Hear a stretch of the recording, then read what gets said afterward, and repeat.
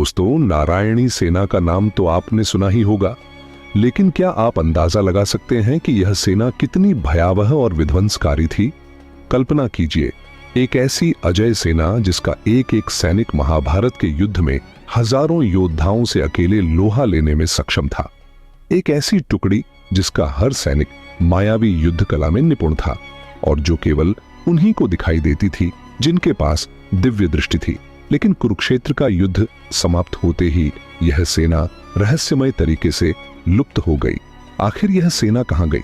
क्या यह पूरी तरह नष्ट हो गई या फिर किसी गुप्त लोक में जाकर किसी खास समय के आने की प्रतीक्षा कर रही है? और सबसे बड़ा सवाल, क्या कलयुग में यह सेना फिर से लौटेगी? आज हम इस रहस्य को जानेंगे, एक ऐसी कथा के माध्यम से जो महाभारत के पन्नों से निकलकर भविष्य की ओर इशारा करती है। श्री कृष्ण ने अपने राज्य की सुरक्षा के लिए एक विशेष सेना तैयार की, लेकिन यह कोई साधारण सेना नहीं थी। यह उन योद्धाओं की टुकड़ी थी जो न केवल शस्त्रों में निपुण थे, बल्कि तपस्या, योग बल और दिव्य शक्तियों से भी सुसज्जित थे। इनका लक्ष्य केवल एक था, श्री कृष्ण की आज्ञा का पालन करना। बिना कोई सवाल पूछे, बिना कोई संदेह किए इन योद्धाओं को विशेष युद्ध कला सिखाई गई। दिव्यास्त्र का ज्ञान, शत्रु के मन को भेदने की क्षमता और अदृश्य होकर युद्ध करने की कला। ऐसी अद्वितीय सेना को नारायणी सेना कहा गया, क्योंकि यह नारायण यानी भगवान श्री कृष्ण की कृपा से संचालित थी। जब महाभारत का युद्ध तय हो गया तो दोनों पक्षों को अपनी सेनाएं जुटानी थी। दुर्योधन और अर्जुन दोनों सहायता मांगने के लिए द्वारका पहुंचे, लेकिन जब वे श्री कृष्ण के पास पहुंचे तो कृष्ण विश्राम कर रहे थे।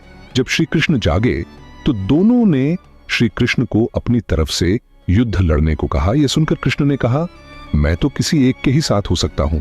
अब उन्होंने दोनों को एक कठिन चुनाव दिया। उन्होंने कहा, एक और मैं स्वयं हूं, लेकिन मैं इस युद्ध में कोई शस्त्र नहीं उठाऊंगा। और दूसरी ओर है मेरी नारायणी सेना जो अजय और अपराज है। दुर्योधन नारायणी सेना की शक्ति को अच्छे से जानता था। वह तुरंत बोला, मुझे नारायणी सेना चाहिए। उसे लगा कि एक अकेला निहत था, श्री कृष्ण किसी काम का नहीं। लेकिन अर्जुन मुस्कुराए और बोले, मुझे आप चाहिए प्रभु। यहीं पर तय हो गया था कि धर्म की विजय होगी, क्योंकि बल से अधिक बुद्धि और ईश्वर का साथ महत्वपूर्ण होता है। और नारायणी सेना शक्तिशाली तो थी, लेकिन इतनी भयावह और विध्वंसकारी सेना का नेतृत्व सही से तो केवल कृष्ण ही कर सकते थे। वह कृष्ण के नेतृत्व के बिना अधूरी थी। कहा जाता है कि इस सेना में श्री कृष्ण के 18,000 साथी भी थे, जो सब महान योद्धा थे। महाभारत युद्ध में नारायणी सेना कौरवों की ओर से लड़ी। इनके योद्धा अद्वितीय थे। वे मायावी अस्त्रों का प्रयोग कर सकते थे, शत्रु की मानसिकता को प्रभावित कर सकते थे और इतना अनुशासित युद्ध करते थे कि इन्हें हराना असंभव लगता था। भीम, सात्यकी और अर्जुन ने मिलकर इनका घोर संहार किया, लेकिन फिर भी यह सेना अपनी आखिरी सांस तक लड़ी। लेकिन दोस्तों, असली रहस्य तो इसके बाद शुरू हुआ। युद्ध के बाद यह सेना कहां गई? महाभारत युद्ध समाप्त हुआ, श्री कृष्ण द्वारका लौट गए, लेकिन युद्ध में बची हुई नारायणी सेना का कोई नामो निशान नहीं था। क्या वे युद्ध में पूरी तरह समाप्त हो गए थे? नहीं। कुछ राशियों और योगियों का मानना है कि श्री कृष्ण ने अपनी योग्य माया से सेना को एक गुप्त लोक में भेज दिया। कहा जाता है कि नारायणी सेना आज भी कहीं अस्तित्व में है, लेकिन यह केवल उन्हीं को दिखाई देती है जिनकी आत्मा शुद्ध और दृष्टि दिव्य होती है। कुछ कहते हैं कि यह सेना गोलोक चली गई, जहां यह श्री कृष्ण के आदेश की प्रतीक्षा कर रही है। कुछ तांत्रिक ग्रंथों में लिखा है कि यह सेना एक अलग आयाम में जाकर तपस्या कर रही है और जब कलयुग में अधर्म चरम पर पहुंचेगा तब यह पुनः प्रकट होगी। नारायणी सेना की रहस्यमय शक्तियां। इस सेना के बारे में कहा जाता है कि इनके पास सामान्य योद्धाओं से अलग शक्तियां थीं। यह दिव्य दृष्टि वालों को ही दिखाई देती थी। यह मन के विचार पढ़ सकते थे और दुश्मनों को भ्रमित कर सकते थे।